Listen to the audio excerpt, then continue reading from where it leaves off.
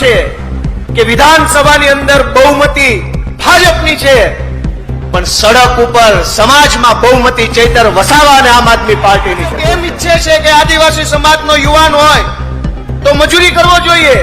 ભાજપ એમ ઈચ્છે છે કે લાચારી કરવો જોઈએ આદિવાસી સમાજનો વ્યક્તિ. ભાજપ એમ ઈચ્છે છે કે આ માણસ આગળ ન આવવા જોઈએ.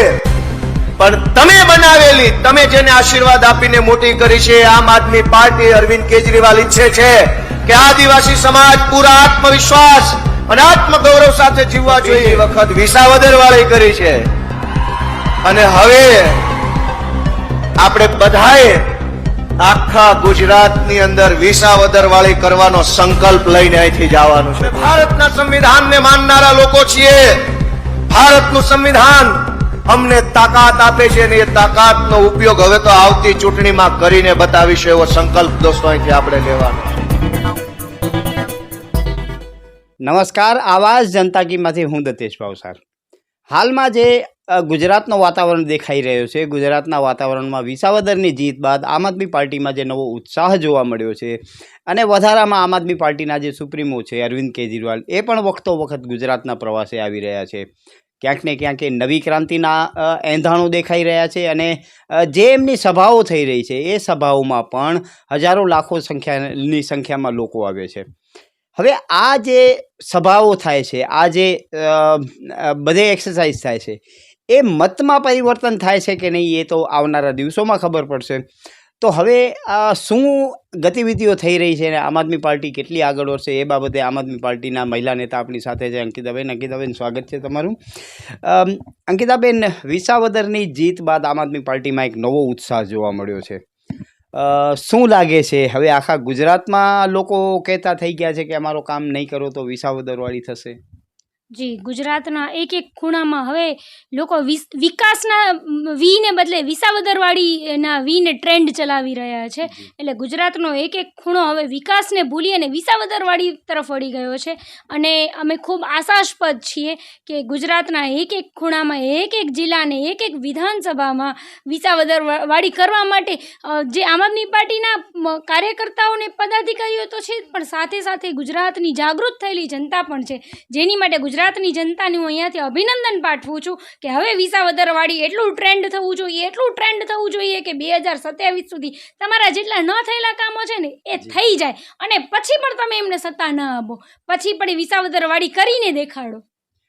દર્શક મિત્રો, બહુ જ અગત્યની વાત છે, કેમ કે જે મોરબીમાં આ જે હાલમાં વરસાદ પડ્યો ને એના પછી જે આંદોલનો થયા, ક્યાંક ને ક્યાંક આમ આદમી પાર્ટીનો પણ એને ટેકો હતો, પરંતુ જે મોરબીની વસ્તુ થઈ એના બાદ હળવદમાં પણ થયું, ભરૂચમાં પણ થયું. એટલે હવે ધીમે ધીમે લોકો પણ જાગૃત થતા જાય છે અને જે આમ આદમી પાર્ટીના જે નેતાઓ છે એમની જે ધારદાર ભાષણો છે, એ ધારદાર કામો છે, એનાથી લોકો હવે ધીમે ધીમે આમ આદમી પાર્ટી તરફ વળતા દેખાઈ રહ્યા છે. અંકિતાબેન, ગોપાલભાઈ અત્યારે યુવાના સ્ટાર છે. આમ જોઈએ તો ગોપાલ ઇટાલિયા છે, ઈશુદાન ગઢવી છે, રાજુભાઈ કરપડા છે, ચૈતરભાઈ વસાવા છે, રામભાઈ છે, બધે યુવા નેતાઓ છે.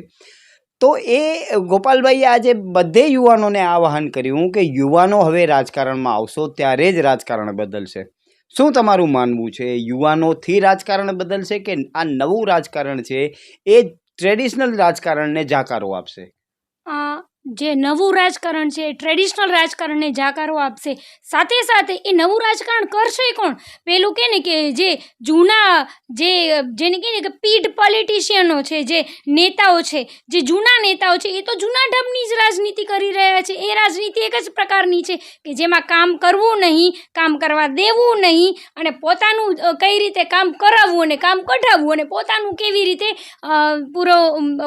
કેવી રીતે ગાડી, બંગલા અને હજારો કરોડનો એમ્પાયર ઊભું કરવું. પરંતુ હવે ગુજરાતની જનતા જાગી ગઈ છે અને ગોપાલભાઈ જેવા આમ આદમી પાર્ટીમાં કેટલા બધા યુવા નેતાઓ અત્યારે ઓલરેડી છે જ અને હજુ નવા યુવા નેતાઓ ગુજરાતમાં ખૂબ ટૂંક સમયમાં જોડાઈ રહ્યા છે અને એ યુવા નેતાઓ એવા છે જે જૂની બાટલીમાં નવા દારૂવાળાની, જે જૂના પીઢ પોલિટિશિયન્સ નથી, પરંતુ એ એવા યુવાનો છે જે MBA MCA IIT કરેલા છે અને જે વિચારે છે કે જો રાજનીતિ સુધારવી હશે, દેશ સુધારવો હશે, અમારું ખુદનું ભવિષ્ય સુધારવું હશે, તો અમને હવે આ રાજકારણમાં પગ નાખવું પડશે, અમને ઝંપલાવવું પડશે. કેમ કે જે ટ્રેડિશનલ પોલિટિક્સ છે, જેને પૂરા ભારતની સાથે ગુજરાતને કોરી ખાધું છે, એમાં હવે બદલાવની ખૂબ તાતી જરૂરિયાત પડી ગઈ છે.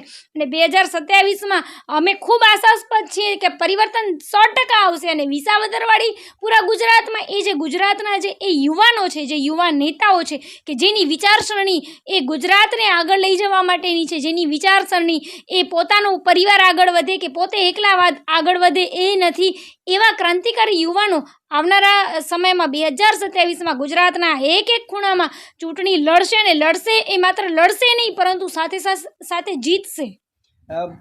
અંકિતાબેન, બીજી બાજુ એ પણ છે કે જ્યારે આવા લોકો ઊંચા થતા હોય ત્યારે સત્તા કોઈને કોઈના માધ્યમથી એને દબાવવાનો પ્રયાસ કરતો હોય. આપણે અરવિંદ કેજરીવાલ, મનીષ સિસોદિયા, સંજય સિંહના દાખલાઓ જોયા છે. સાચા કે ખોટા એ અદાલત નક્કી કરશે, પરંતુ એક વખત કેસ કરીને જેલોમાં નાખી દીધા. આજે જ હર્ષભાઈ સંઘવી આવ્યા હતા અને ગાંધીધામમાં તમારા જે પ્રમુખ છે, પોલીસે કલાકો સુધી એને એક માત્ર રજૂઆત કરવા ન દીધી. જ્યારે ગૃહમંત્રી લોક દરબાર યોજતા હોય અને લોકોને એનાથી દૂર રાખવામાં આવતો, તો કેટલા અંશે તમે આ વ્યાજબી માનો છો કે આ લોકતંત્ર છે?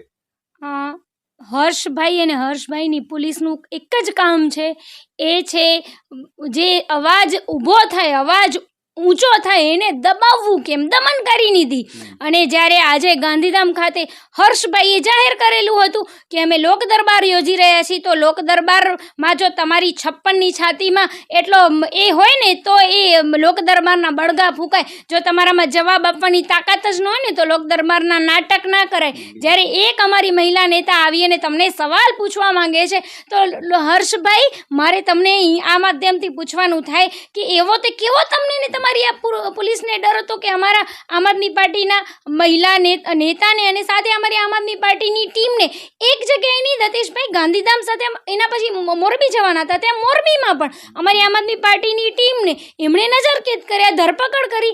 એટલે વિચારવાનો તો સવાલ એ જ છે કે તો આ બળગા હર્ષભાઈએ પહેલેથી ફૂંક્યા શા માટે કે ભાઈ તમે આવો ને લોક દરબાર યોજીશું? લોક દરબારનો મતલબ શું છે? લોક દરબારનો મતલબ જ એ છે કે આવીને તમે સવાલ પૂછો, તમારા જિલ્લામાં, તમારા વિસ્તારના જે ન્યાયતંત્રને લગતા સવાલ છે, જે કાનૂની સવાલો છે, એ તમે પૂછી શકો છો. ગૃહમંત્રી છે, જવાબ આપવું પડશે. પરંતુ હું તમને આ માધ્યમથી ફરીથી યાદ પણ અપાવી દઉં કે આમ આદમી પાર્ટીને તો જવાબ આપતા એ લોકો ડર્યા જ, સાથે સાથે હર્ષભાઈએ મીડિયાને પણ કોઈ જવાબ નથી આપ્યો. એનો સીધો મતલબ એ જ થાય છે કે હર્ષભાઈ પાસે કોઈ જવાબો હતા જ નહીં. જવાબ હોય તો જવાબ આપે ને.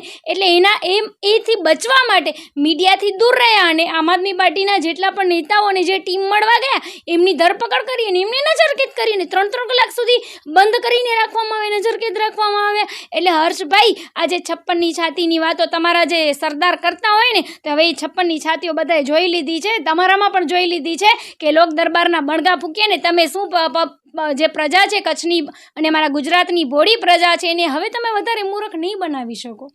દર્શક મિત્રો, બહુ જ વિચિત્રતા એ છે કે ભૂતકાળમાં ગુજરાતના મુખ્યમંત્રી, જોકે એ પોતાને મુખ્યમંત્રી માને છે, બાકી આખા ગુજરાતને ખબર છે કે મુખ્યમંત્રી કોણ છે. ભૂપેન્દ્રભાઈ આવ્યા હતા ત્યારે માંડવીમાં આમ આદમી પાર્ટીના અને કોંગ્રેસના લોકોની ધરપકડ કરી લેવામાં આવી હતી. આજે હર્ષભાઈ જ્યારે ગાંધીધામ લોક દરબાર યોજવાના હતા ત્યારે પણ ગાંધીધામમાં આમ આદમી પાર્ટીના કાર્યકર્તાઓની ધરપકડ કરી લેવામાં આવી હતી. મોરબીમાં આજે સાંજે લોક દરબાર હતો, ત્યાં પણ આમ આદમી પાર્ટીના કાર્યકર્તાઓની ધરપકડ કરી લેવામાં આવી હતી. એટલે આ જે વસ્તુ છે એ વસ્તુ ક્યાંક ને ક્યાંક અંગ્રેજોથી પણ ખરાબ વસ્તુ થઈ રહી છે. કેમ કે લોકતંત્રમાં જે ડિસન્ટનો અવાજ હોય એ વિરોધનો અવાજ એટલે દુશ્મનનો અવાજ ન હોવો જોઈએ. જે વિરોધનો અવાજ છે એ કદાચ સત્તાને મજબૂત કરવા માટે પણ હોઈ શકે. માની શકીએ એમની ઉગ્ર રજૂઆતો હોય કે ગમે એવી રજૂઆતો હોય, પરંતુ સાંભળવો એ સત્તાનો ધર્મ છે. અંકિતાબેન, ગોપાલભાઈએ આજે બહુ જ સારી વાતો કરી. ચૈતરભાઈનો જે તીર છે એ નીકળી અને સત્તાની છાતીમાં વાગ્યો છે. ચૈતરભાઈને જામીન નથી મળ્યા. શું લાગે છે કે આ એક ટર્નિંગ પોઈન્ટ હશે આમ આદમી પાર્ટીનો, અને જે લોકોમાં વિરોધનો સૂર ઊભો થઈ રહ્યો છે એ આમ આદમી પાર્ટી તરફ ઝુકાવ થશે? ગુજરાતના લોકો ખૂબ બુદ્ધિશાળી લોકો છે અને ગુજરાતના લોકો ખૂબ સેન્સિટિવ અને સેન્સિબલ લોકો છે. ગુજરાતના લોકો ખૂબ હવે ધીમે ધીમે સમજી રહ્યા છે કે ચૈતરભાઈ જેવા નિષ્પક્ષ, ચૈતરભાઈ જેવા નીડર વ્યક્તિ સાથે આવી દમનકારી નીતિ આ સરકાર અપનાવતી હોય અને ધારાસભ્ય કક્ષાના વ્યક્તિને એક કાચના ગ્લાસથી મારી નાખવાની કલમો લગાડવામાં આવતી હોય તો ગુજરાતના નાગરિકો અહીંયાથી હવે સ્પષ્ટપણે સમજી ગયા છે કે હવે આ ભારતીય જનતા પાર્ટીના દિવસો ભરાઈ ગયા છે અને ભારતીય જનતા પાર્ટીની સરકારને હવે ઉતારવાનો મન છે ને આમ આદમી પાર્ટીના કાર્યકર્તાઓ એકલા હોય નહીં, પરંતુ સમગ્ર ગુજરાતના નાગરિકોએ બનાવી લીધું છે. આ ટર્નિંગ પોઈન્ટ માત્ર ચૈતરભાઈ માટે કે આમ આદમી પાર્ટી માટે નહીં, પરંતુ આ ટર્નિંગ પોઈન્ટ એ સમગ્ર ગુજરાત અને ગુજરાતની પ્રજા માટે હશે. સમગ્ર ગુજરાતની એ જાગૃત પ્રજા માટે હશે કે જે ઈચ્છે છે કે હવે એમના ત્યાં વિસાવદરવાળી થાય. અંકિતાબેન, ગુજરાતમાં લગભગ 3 દાયકાથી ભાજપનું શાસન છે. કોંગ્રેસનો હાલમાં અસ્તિત્વ હોય એવું લાગતું નથી. ભાજપ સદંતર નીચેથી કરીને ઉપર સુધી ભાજપ છે. શું તમને લાગે છે કે તમે એક પથ્થર મારીને આકાશમાં બાંકો ઉપાડી શકશો? પેલું કહે ને કે જે અડગમણના લોકો હોય ને, જેમનું મનોબળ દ્રઢ છે, આમ આદમી પાર્ટીનો એક કાર્યકર્તા છે એ એક નાની કાંકરી ફેંકે ને તોય હવે આખો રસ્તો બની જાય એમ છે. અમને એક પથ્થર ફેંકવાની જરૂર નથી, પરંતુ અમારી જે નાની કાંકરીઓ છે, જે નાની કાંકરીઓ અમારા કાર્યકર્તા સ્વરૂપે છે, જે નાની કાંકરીઓ એ આવનારા સમયમાં અમારા તાલુકા પંચાયત, જિલ્લા પંચાયત, અમારા ધારાસભ્ય સ્વરૂપે આવીને બહારે આવીને ઉભશે. અને હું એમ નથી કહેતી જીતેલા, એ પ્રજાના કામ કરતા લોકો તરીકે દેખાશે. ત્યારે આ બાકોરું 100% આ આભમાં પડશે. એટલે જ આપણા જે ભૂતકાળમાં જે ક્રાંતિઓ થઈ છે એ પણ આવી રીતે જ થઈ છે, અને જો ગુજરાતમાં ફરીથી ક્રાંતિ થશે તો એ પણ આ રીતે જ થશે. દર્શક મિત્રો, અંકિતાબેને બહુ જ સારી વાત કરી કે જો તબિયતથી પથ્થર મારવામાં આવે તો આકાશમાં પણ બાકુરું થઈ શકે છે. અંકિતાબેન, ખૂબ ખૂબ ધન્યવાદ અમારી સાથે વાત કરવાનો. મને જે આ પોલીસની દમનકારી નીતિઓ છે એના વિરુદ્ધ હાઈકોર્ટમાં, સુપ્રીમ કોર્ટમાં ઘણા બધી રીટો થઈ છે અને એનામાં પોલીસને ખૂબ જ ફટકારો મળી છે. પરંતુ તેમ છતાં આવી દમનકારી નીતિઓ અંગ્રેજોના વખતથી ચાલી આવી છે અને અત્યારે પણ ચાલે છે. મને એક રાહત ઇંદોરીનો બહુ જ સારો શેર યાદ આવે છે કે ખુલ્લી હવા સોબત બિગાડ દેતી है, कबूतरों को खुली छत बिगाड़ देती है, जुर्म करते हैं वो इतने बुरे नहीं होते, सजा न दे के इन्हें अदालतें बिगाड़ देती हैं. નમસ્કાર, આવાજ જનતા કીમાંથી હું દતેશ ભાવસાર. તમને અમારી સ્ટોરી સારી લાગે તો લાઈક કરો, સારી ન લાગે તો અમને સૂચન આપો, પરંતુ સબસ્ક્રાઈબ કરજો જરૂર. નમસ્કાર.